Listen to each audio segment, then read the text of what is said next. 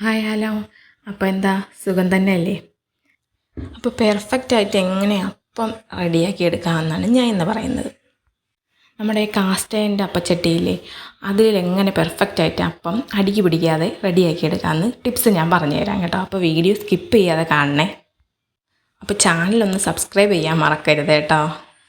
അപ്പോൾ ഞാൻ നല്ല ഫെർമെൻ്റായ ശേഷം മാത്രമാണ് ഞാൻ അപ്പം റെഡിയാക്കി എടുക്കുന്നത്, അല്ലെങ്കിൽ നമുക്ക് അപ്പം റെഡിയാക്കി കിട്ടത്തില്ല. 6-7 മണിക്കൂറെങ്കിലും നല്ല രീതിക്ക് ഫെർമെൻ്റ് ആയാൽ മാത്രമേ ഇതുപോലെ നല്ല ഹോളുള്ള അപ്പം കിട്ടത്തുള്ളൂ. അപ്പോൾ അതേ നോക്കിയേ, ഒട്ടും ശകലം പോലും അടിക്ക് പിടിക്കാതെ ഈസി ആയിട്ട് വിട്ട് കിട്ടുന്നുണ്ട് കേട്ടോ. ഈ അപ്പം ചുടാൻ നമ്മൾ ഉപയോഗിക്കുന്ന ഈ ചട്ടിയിൽ അത് വേറെ ഒരു ആവശ്യങ്ങൾക്ക് നമ്മൾ ഉപയോഗിക്കാൻ പാടില്ല, അപ്പം ചുടാൻ മാത്രമേ ഉപയോഗിക്കാൻ പാടുള്ളൂ. അപ്പോൾ അതാണ് അതിൻ്റെ ടിപ്പ്. പിന്നെ നമ്മൾ ഓരോ തവണ ഉപയോഗിച്ച ശേഷവും നല്ലപോലെ എണ്ണ തടകി വെച്ചേക്കണം. അപ്പോൾ ഇന്ന് അപ്പത്തിൻ്റെ കൂടെ കഴിക്കാനായിട്ട് നമ്മുടെ മീൻ മുട്ടയുണ്ടല്ലോ, അതാണ്. ഈ കോംബോ ഇഷ്ടമുള്ളവരൊന്ന് കമൻറ്റ് ചെയ്യണം കേട്ടോ.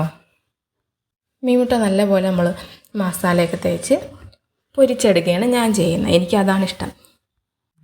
നിങ്ങൾക്കിത് എങ്ങനെ കഴിക്കാനാണ് ഇഷ്ടം? ചിലരിതിന് അവിച്ചൊക്കെ കഴിക്കാറുണ്ട്. എണ്ണയിലിട്ട് ഫ്രൈ ചെയ്ത് കഴിക്കുന്നതിന് പകരം ഹെൽത്തി ആയിട്ട് ഇതിന് അവിച്ചൊക്കെ കഴിക്കാറുണ്ട്. എനിക്കിത് ഇങ്ങനെ കഴിക്കുന്നതാണ് കൂടുതൽ ഇഷ്ടം കേട്ടോ. അപ്പോൾ പലർക്കും പല ഇഷ്ടങ്ങളാണല്ലോ. നിങ്ങൾക്ക് എങ്ങനെയാണ് കഴിക്കാൻ ഇഷ്ടമെന്ന് കമൻറ്റ് ചെയ്യണം.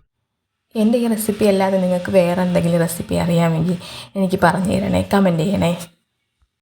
അപ്പോൾ ഇതിൻ്റെ കൂടെ എനിക്ക് കുറച്ച് നെത്തോലി മീൻ ഞാൻ മസാല തേച്ച് വെച്ചിട്ടുണ്ടായിരുന്നു. അപ്പോൾ അതിനെയും കൂടെ പൊരിച്ചെടുത്തു. എണ്ണയിൽ വറുത്ത് കഴിക്കേണ്ടെന്ന് ഇന്നും വിചാരിക്കും, പക്ഷേ എനിക്ക് വറുത്ത് കഴിക്കുന്നത് ഭയങ്കര ഇഷ്ടമാണ്. അപ്പോൾ മിക്കവാറും ദിവസങ്ങളിൽ ഞാൻ മീൻ വറുക്കാറുണ്ട് കേട്ടോ. ഇവിടെ എല്ലാവർക്കും മീൻ വറുക്കുന്നത് ഭയങ്കര ഇഷ്ടമാണ്. പിന്നെ മക്കൾക്കും വറുത്ത് കൊടുക്കുന്ന അത്ര നല്ലതല്ല എന്ന് എനിക്കറിയാം. എന്നാലും പിന്നെ വറുക്കുമ്പോഴത്തേക്ക് വേറൊരു ടേസ്റ്റാണല്ലോ. അങ്ങനെയാണ് നമ്മൾ വറുത്തും കൂടെ കഴിക്കും.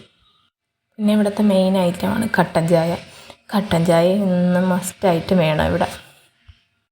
പിന്നെ എല്ലാം റെഡിയാക്കി മേശപ്പുറത്ത് എത്തിയാൽ മതി, ആളിവിടെ ഹാജരായിക്കോളും. എൻ്റെ മെയിൻ താരം. എൻ്റെ താരത്തിന് നമ്മൾ വാരി കൊടുക്കുകയൊന്നും വേണ്ട, അവൻ സ്വന്തമായിട്ടൊക്കെ കഴിച്ചോളും കേട്ടോ. കൊച്ചല്ലേ, അപ്പോൾ സ്വന്തമായിട്ട് കഴിക്കുമ്പോൾ എത്രത്തോളം അവൻ്റെ വയറ്റിൽ കിട്ടുമെന്ന് എനിക്കറിയത്തില്ല. അവനെ ഞാൻ നിർബന്ധിച്ച് അങ്ങനെ കഴിപ്പിക്കാറില്ല. ഞാൻ കഴിക്കാൻ അവന് ഞാൻ വാരി കൊടുക്കാറുണ്ട്. അപ്പോൾ അവൻ്റെ ഇഷ്ടത്തിനും അവൻ കഴിക്കാറുണ്ട്.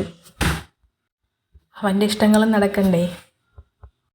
പിന്നെ ഞാനും കഴിച്ച് പിന്നെ പാത്രങ്ങളൊക്കെ കഴുകി വയ്ക്കാനുണ്ടായിരുന്നു. അങ്ങനെ അതും എല്ലാം കഴുകി കിച്ചണൊക്കെ നീറ്റ് ആൻഡ് ക്ലീനാക്കി. അപ്പോൾ എൻ്റെ ഈ വീഡിയോയ്ക്ക് എന്തെങ്കിലും മിസ്റ്റേക്കുകളൊക്കെ ഉണ്ടെങ്കിൽ നിങ്ങൾ കമൻറ്റ് ചെയ്യണം കേട്ടോ. എൻ്റെ വീഡിയോ ഇഷ്ടപ്പെട്ടെങ്കിൽ ലൈക്ക് ചെയ്യാനും ഷെയർ ചെയ്യാനും സബ്സ്ക്രൈബ് ചെയ്യാനും മറക്കല്ലേ. നിങ്ങളെങ്ങനെയാണ് കിച്ചണൊക്കെ ക്ലീൻ ചെയ്യുന്നത്? അപ്പോൾ ഞാനിങ്ങനെയൊക്കെയാണ് ക്ലീൻ ചെയ്യുന്നത് കേട്ടോ. അപ്പോൾ ഇന്നത്തെ വീഡിയോ ഇത്രയേ ഉള്ളൂ. നമുക്കിനി നെക്സ്റ്റ് ലോങ് വീഡിയോയിൽ കാണാം. അപ്പോൾ വീഡിയോ ഇഷ്ടപ്പെട്ടെങ്കിൽ ലൈക്ക് ചെയ്യണേ, ചാനൽ സബ്സ്ക്രൈബ് ചെയ്യാൻ മറക്കരുത് കേട്ടോ.